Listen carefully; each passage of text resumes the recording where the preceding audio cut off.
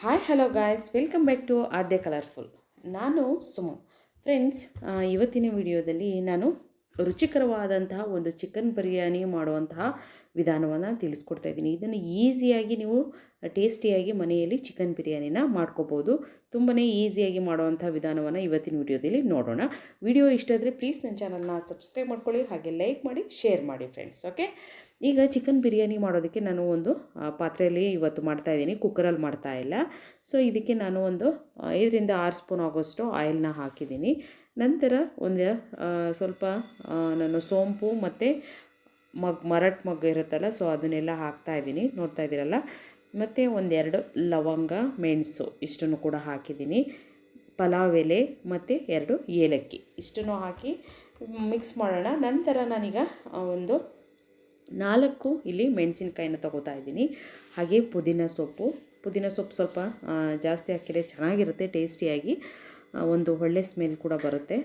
So ಇವಾಗ ಇಷ್ಟನ್ನು ಹಾಕಿದ್ದೀನಿ. ಅದು ಫ್ರೈ ಆದ ನಂತರ ನಾನು ಇವಾಗ 1 ಕಪ್ ಆಗೋಷ್ಟು ಈರುಳ್ಳಿ ತೊಗೊಂಡಿದ್ದೀನಿ. ಸೊ ಈರುಳ್ಳಿನ ಈಗ ನೀಟಾಗಿ ಮಿಕ್ಸ್ ಮಾಡ್ಕೋತಾ ಇದ್ದೀನಿ.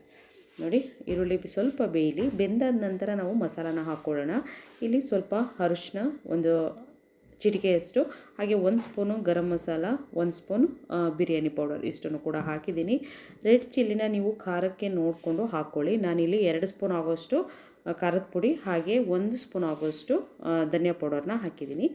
ಸೊ ಈಗ ಸ್ವಲ್ಪ ಇದಕ್ಕೆ ಚಕ್ಕೆ ಲವಂಗ ಪುಡಿನ ಹಾಕ್ಕೋತಾ ಇದ್ದೀನಿ.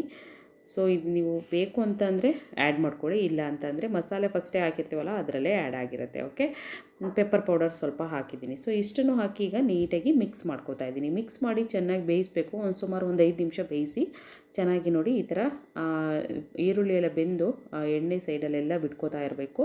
ಅಷ್ಟು ಚೆನ್ನಾಗಿ ಬೆಂದರೆ ಮಾತ್ರ ಒಂದು ಟೇಸ್ಟಿಯಾಗಿ ನಿಮಗೆ ಚಿಕನ್ ಬಿರಿಯಾನಿ ಬರುತ್ತೆ. ಸೊ ನಂತರ ಈಗ ನಾನು ಇಲ್ಲಿ ಒಂದು ಅರ್ಧ kg ಅಷ್ಟು ನಾನು ಚಿಕನ್ನ ತೊಗೊಂಡಿದ್ದೀನಿ. ಸೊ ಈಗ ಚಿಕನ್ನೆಲ್ಲ 1-2 ಸಲ ನೀರಲ್ಲಿ ಚೆನ್ನಾಗಿ ನೀಟಾಗಿ ತೊಳೆದು ಅದನ್ನು ನಾನಿವಾಗ ಈಗ ಹಾಕಿದ್ದೀನಿ. ಚೆನ್ನಾಗಿ ಮಿಕ್ಸ್ ಮಾಡಿ ಇದನ್ನು ಒಂದು 5 ನಿಮಿಷ ಬೇಯಿಸೋಕ್ಕೆ ಬಿಟ್ಬಿಡೋಣ.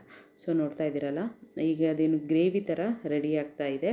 ಸೊ ನೀವು ನೋಡ್ಬೋದು, ಇಲ್ಲಿ ನಾನು ನೀರೇನೂ ಹಾಕಿಲ್ಲ, ಜಸ್ಟ್ ಅದು ನಾವು ಪೌಡರ್ಸ್ ಹಾಕಿದ್ದೀವಿ ಮತ್ತು ಆಯಿಲ್ ಹಾಕಿರೋದ್ರಿಂದ ಸೈಡಲ್ಲೆಲ್ಲ ಬಿಟ್ಕೋತಾ ಇದೆ. ಹೀಗೆ ಚಿಕನ್ ಅದರಲ್ಲೇ ಬೇಯೋದಕ್ಕೆ ನಾವು ಒಂದು 5 ನಿಮಿಷ ಟೈಮ್ ಕೊಟ್ಟರೆ ತುಂಬ ಟೇಸ್ಟಿಯಾಗಿ ಬರುತ್ತೆ ಬಿರಿಯಾನಿ.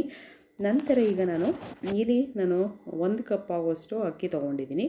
ಸೊ ಅದಕ್ಕೆ ನಾನು 2 ಕಪ್ ಆಗೋಷ್ಟು ನೀರನ್ನು ಹಾಕ್ಕೋತಾ ಇದ್ದೀನಿ. ಓಕೆ, ಈಗ ನೀರು ಚೆನ್ನಾಗಿ ಕುದಿ ಬರ್ತಾ ಇದೆ, ನೋಡ್ತಾ ಇದ್ದೀರಲ್ಲ. ಈ ಥರ ಕುದಿ ಬಂದಮೇಲೆ ನಾವು ಅಕ್ಕಿನ ಹಾಕಬೇಕು. ಅಕ್ಕಿ ಹಾಕಿದ್ರೆ ಆಗ ಉದುರುವಾಗಿ ಚೆನ್ನಾಗಿ ಬರುತ್ತೆ. ಸೊ ನೋಡಿ, ಇವಾಗ ನಾನು ಅಕ್ಕಿನ ಹಾಕೋತಾ ಇದ್ದೀನಿ. ಒಂದು ಸಲ ನೀರಲ್ಲಿ ತೊಳೆದು ಒಂದು 10 ನಿಮಿಷ ನೆನೆ ಹಾಕಿದ್ದೀನಿ ಅಷ್ಟೇ.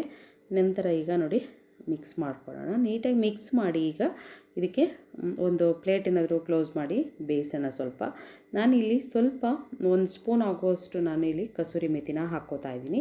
ಸೊ ಇದು ನಿಮಗೆ ಬೇಕು ಅಂತಂದರೆ ಆ್ಯಡ್ ಮಾಡ್ಕೊಳ್ಳಿ, ಮನೆಯಲ್ಲಿ ಇದ್ದರೆ ಮಾತ್ರ ಉಪಯೋಗಿಸಿ, ಇಲ್ಲ ಅಂತಂದರೆ ಪರವಾಗಿಲ್ಲ. ಹಾಗೆ ಇಲ್ಲಿ ಕೊತ್ತಂಬರಿ ಸೊಪ್ಪನ್ನು ನಾನು ಒಂದು ಬೌಲ್ ಆಗೋಷ್ಟು ತೊಗೊಂಡಿದ್ದೀನಿ. ಸೊ ಈಗ ಇಷ್ಟನ್ನು ಹಾಕಿ ನೀಟಾಗಿ ಮಿಕ್ಸ್ ಮಾಡ್ತಾ ಇದ್ದೀನಿ, ನೋಡ್ತಾ ಇದ್ದೀರಲ್ಲ. ಓಕೆ, ನೋಡಿ, ಈಗ ಒಂದು 1/4% ಅನ್ನ ಬೆಂದಿದೆ. ಸೊ ಇವಾಗ ನಾನು ಲಿಡ್ ಕ್ಲೋಸ್ ಮಾಡ್ತೀನಿ ಇದರದ್ದು. ನೋಡಿ, ಒಂದು ಪ್ಲೇಟ್ ಮುಚ್ಚಿ ಅದ್ರ ಮೇಲೆ ಒಂದು ತಟ್ಟೆನ ಕ್ಲೋಸ್ ಮಾಡ್ತಾಯಿದ್ದೀನಿ. ಸೊ ಈಗ ಇದ್ರ ಮೇಲೆ ಒಂದು ಭಾರವಾಗಿರೋ ಅಂಥ ಯಾವುದನ್ನೇ ಒಂದು ವಸ್ತುನ ಇಡ್ಬೋದು. ಭಾರವಾಗಿರೋದನ್ನು ಏನಾದರೂ ಇಟ್ಟು ಈಗ ಲಿಡ್ ಕ್ಲೋಸ್ ಮಾಡಿ ನಾನು ಬೇಯಿಸಿದ್ದೀನಿ. ಸುಮಾರು ಒಂದು 1/2 ಅವರ್ ಆಗಿದೆ. ಸೊ ನೋಡ್ತಾ ಇರ್ಬೋದು ಎಷ್ಟು ಚೆನ್ನಾಗಿ ಬಂದಿದೆ ಅಂತ. ಉದುರುದ್ರಾಗಿ ಚಿಕನ್ ಬಿರಿಯಾನಿ, ರುಚಿಯಾದಂಥ ಚಿಕನ್ ಬಿರಿಯಾನಿ ರೆಡಿಯಾಗಿದೆ. ನೀವು ಕೂಡ ಮನೇಲಿ ಟ್ರೈ ಮಾಡಿ ಫ್ರೆಂಡ್ಸ್. ವಿಡಿಯೋ ಇಷ್ಟ ಆದರೆ ಪ್ಲೀಸ್ ನನ್ನ ಚಾನಲ್ನ ಸಬ್ಸ್ಕ್ರೈಬ್ ಮಾಡ್ಕೊಳ್ಳಿ. ಓಕೆ, ಇವತ್ತಿನ ವಿಡಿಯೋನಲ್ಲಿ ಮುಗಿಸೋಣ. ಬಾಯ್, ಸಿ ಯು, ಟೇಕ್ ಕೇರ್.